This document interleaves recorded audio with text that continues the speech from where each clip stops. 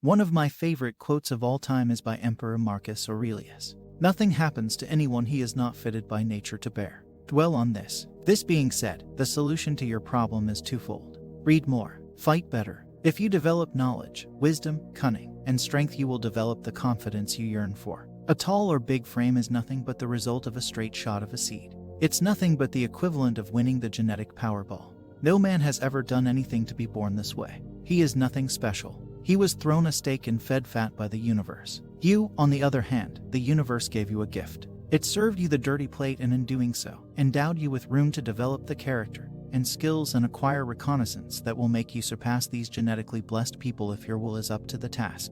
It endowed you with the mission to forge yourself in adversity, temper the steel of your mind, and sharpen the blade of your senses. Make yourself a weapon, physically and mentally. If you make yourself knowledgeable and fighting ready enough, how high a man towers over you in height or weight will seem less and less of notice. As a matter of fact, you will only see height as the disadvantage of a poor center of gravity in bad situations and decreased ability for concealment and rapid movement.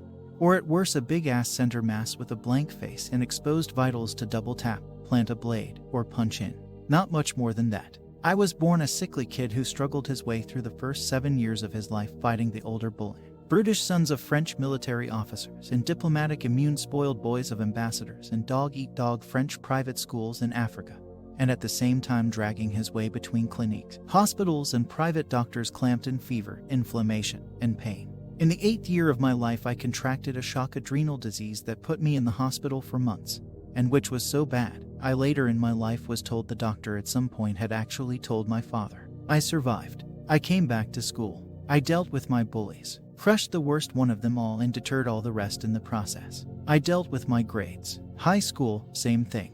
I was a small kid. On top of that, I grew up in societies where being the son of a wealthy man put a target on your back, and every other ill-intentioned boy or man in any given street or neighborhood never missed an occasion to try having a bite your soul and expose your weakness for the sake of exposing it, whether it was by verbal or physical aggression. The first time someone pointed an AK-47 at me point blank in the streets, I was 17 years old. Manning up mentally and physically took me through it. Books, martial arts, the quest for self-knowledge, and the physical proof of it.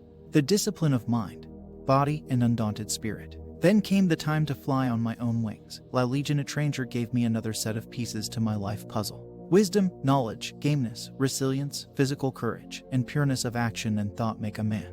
You can pump iron as much as you want. That won't make you a significantly better man other than improving some level of strength, but this is fairly limited too. Focusing on grooming my character, keeping myself sharp mentally and physically, studying meticulously the subjects I deem worthy of a study to a man who aspires to acquire proper leading qualities for his family, his tribe, his clan, and his allies, is the journey and the end goal that keeps my mind off petty insecurities. That is your concern here. These taller or bigger guys are the least of your problems. They pretty are all. Is this what you want to be? Pretty? Or do you want to be the meanest, most determined, most resilient, most knowledgeable scorpion in the bowl? Or do you just want to fold, submit to your sore feelings, and be food for them?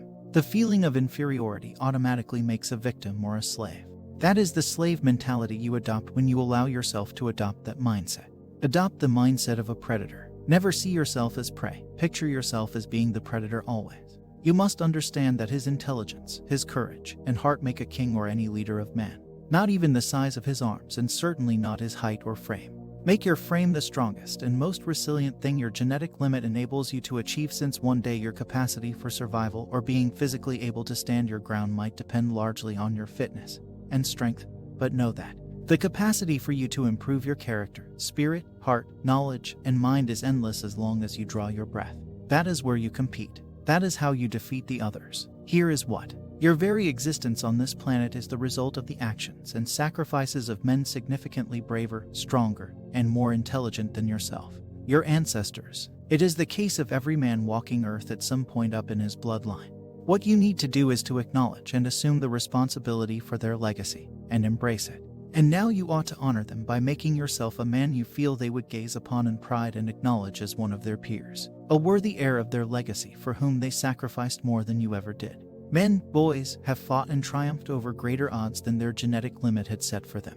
Your ancestors would turn their back on you in shame if they ever heard you speak of being insecure in your masculinity, because you perversely observe other men's frames and it intimidates you and you feel inferior. When I scrutinize a man's frame, I evaluate his weight. I observe his gait, his biomechanics, the reach of his arms, the expression on his face, and the intelligence in his eyes, only to assess where I hit him best and disable him the fastest way possible if things were to go bad, or to gauge how capable he would be to have my back in a said situation, not to allow my soul to curl up in a ball and feel inferior to him. Yes, your greater ancestors did not roam the world intimidated by larger men or decomposed by them. They thrust spears into the chests of bigger men than them. Kill weakness in you. Kill the crybaby in you. Sacrifice that crybaby on the altar of strength, and drink his blood for rebirth. Else no one will save you. The universe is drooling at the thought of chewing you up and spitting you back into oblivion. The universe is cruel and cold, and it has no emotions. Your passage here is short, but your name can be remembered.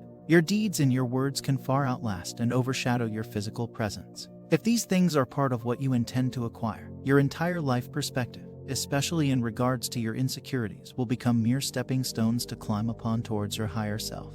So, fight better. Reset your mind correctly. On the other hand, I congratulate and encourage you greatly for seeking to address your flaw. It is what a masculine man does rather than dwelling in idleness and passivity. Props up, my friend, and may you walk on the path of strength, honor, and wisdom till the day your soul crosses over to the great divide.